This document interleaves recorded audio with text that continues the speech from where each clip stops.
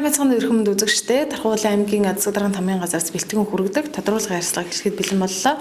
Манай өнөөдрийн дугаарт төрийн захиргаа удирдлагын хэлтсийн дарга Баяр сайхан оролцож байна. Ингээд танд энэ өдрийн мэндийг хүргэе. За энэ өдрийн мэндийг хүргэе.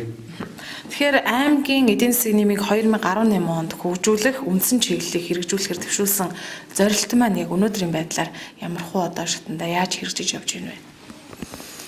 За Тархуу аймгийн эдийн засгийн нийгмийг 2018 онд хөгжүүлэх үндсэн чиглэл түүнийг хэрэгжүүлэх арга хэмжээний гүйцэтгэл 3 дугаар үлгэлийн байдлаар гараад бид одоо иргэдийн төлөвчдийн хоролд танилцуулга хийх гэж байна. Тэгэхээр 18 оны үндсэн чиглэлийн хэрэгжилт маань хяналт шинжилгээ үнэлгээ хийсэн дүнгээрээ 84.3% хувьтай буюу 4.21 онооны үзүүлэлттэй байгаа юм. За 18 онд бол 2 зорилт 49 арга хэмжээ дэвшүүлсэн байдаг. За энэс бол одоо анхааралтай авах шаардлагатай 2 3 асуудалч байна. Тодруулах юм эрчимжүүлэх шаардлагатай 3 асуудал байдаг. За үнэлэх боломжгүй гэж орж ирсэн 2 асуудал байна. Эдгээр асуудлуудыг одоо үр дүнгийн нийт хөгжүүлэх юм бол 18 онд дэвшүүлсэн үндсэн чиглэлийн хэрэгжил үнцэнтэй хангагдах боломжтой байгаа. Зөвхөн бид 3 дугаар улирлын хүлээгж байгаа гүйцэтгэлээр бол ийм дүнтэй харагдаж байгаамаа. За тухайлах юм бол энэ одоо үндсэн чиглэлд туссан орхон сумын ахмадын байрны засварын асуудал бол эрчимжүүлэх шаардлагатай асуудал байна гэж орж ирсэн. За мөн 1-р баг 8 дугаар огийг холбосон төмөр замын хүн гарцын асуудал бол үндсэн чиглэлд тусгагдсанаас бол мөн эрчимжүүлэх шаардлагатай байна гэдэг асуудал орж ирсэн. За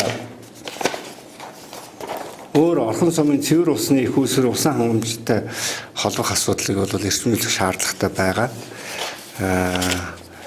За хотын дүрм гэдэг асуудал бас 18 оны үндсэн чиглэлд туссан байсан ба тэгээ энэ бол одоо нэгэнт хууль эрх зүйн орчинд бүрдээг өөрчлөсөн хотын дүрмийн асуудал бол одоо үнэлэх боломжгүй асуудал гэж эдгээр асуудлуудыг бол одоо хяналт шинжилгээ үнэлгээнээс бол эрчимжүүлэх шаардлагатай эсвэл үнэлэх боломжгүй бол жагсаалт хасах шаардлагатай гэсэн зөвлөмжийг өгсөн байна. Ер нь бол аймгийн эдийн засгийн нийгмийг хөгжүүлэх 18 оны үндсэн чиглэл доторх зорилттой бол ахмадын жил болгоод зарласан. За ахмадын жилийн хүрээндээ бол одоо аймгийн ахмадын холбоотой хамтран ажиллах гэрээ байгуулаад тусгай төлөвлөгөө гаргаад бол ахмадуудаа чиглэсэн маш тодорхой ажлууд бол энэ хүрээнд хийгдсэн байна. За баярлалаа. Тэгэхээр 2019 онд аймгийн одоо эдийн засгийн нийгмийг хөгжүүлэх үндсэн чиглэлийн төслийг бас танилцуулахгүй ямар одоо бас 2019 онд хэрэгжүүлэхээр төвшүүлсэн зорилт байгаа юм бол. За аймгийн эдийн засгийн нийгмийг 2019 онд хөгжүүлэх үндсэн чиглэлийг боловсруулж байна. Боловсруулаад сая застрын зөвлөлийн хурлаар орлоо. За энэ үндсэн чиглэлийг боловсруулахдаа бид хөгжлийн бодлого төлөвлөлтийн тухай хуулийн 14 дугаар зүйлийн 1-р заалтыг үндэслээд за Монгол улсын тогтвортой хөгжлийн үзэл баримтлал 2030 за улсын эдийн засгийн нийгмийг 19 онд хөгжүүлэх үндсэн чиглэл за мөн Монгол улсын засгийн газрын 2016-аас 2020 оны үйл ажиллагааны хөтөлбөр байгаа. Түүнийг хэрэгжүүлэх арга хэмжээний төлөвлөгөө. За мөн Тархуу аймгийн засаг даргын 2017-оос 2020 оны үйл ажиллагааны хөтөлбөр түүнийг хэрэгжүүлэх арга хэмжээний төлөвлөгөө. За мөн Тархуу аймгийн засаг даргын 2017-оос 20 оны үйл ажиллагааны хөтөлбөрийн хүрээнд хэрэгжиж байгаа дэд хөтөлбөрүүдийг зэрэг энэ урт болон дунд хугацааны хөтөлбөр бодлогын баримтчдын хологдох зорилт арга хэмжээнүүдийг үндэслэл болгож тусгаж оруулсан.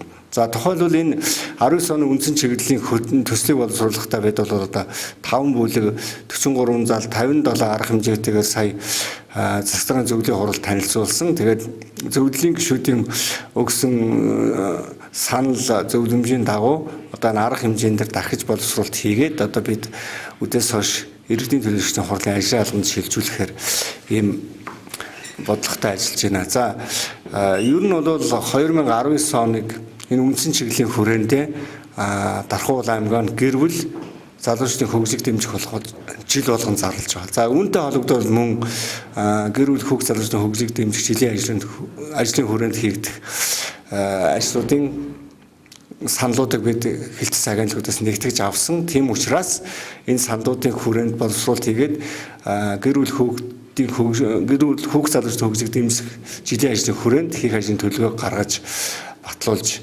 ажиллах юм аа. За баярлалаа. Ингээд ирэх юм үзэгчтэй тодруулга ярьцлага маань энэ дөрөвд өндөрлөж байна. Дараагийн дугаар хүртэл түр баяртай.